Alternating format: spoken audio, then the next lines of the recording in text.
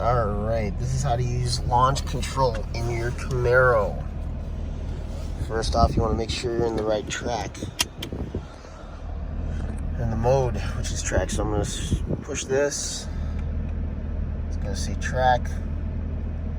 Perfect. I'm going to go into this. It's select. Oops. Or actually, I hit this button right here. It goes into here.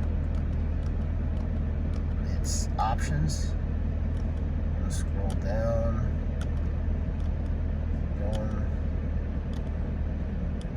Go to there. Put it in drive. You can click and hold this. Traction control.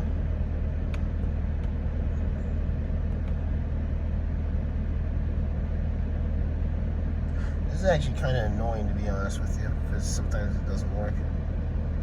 You're supposed to double tap it. There you go. You double tap it, you get an ESC competition mode, and there's your launch control.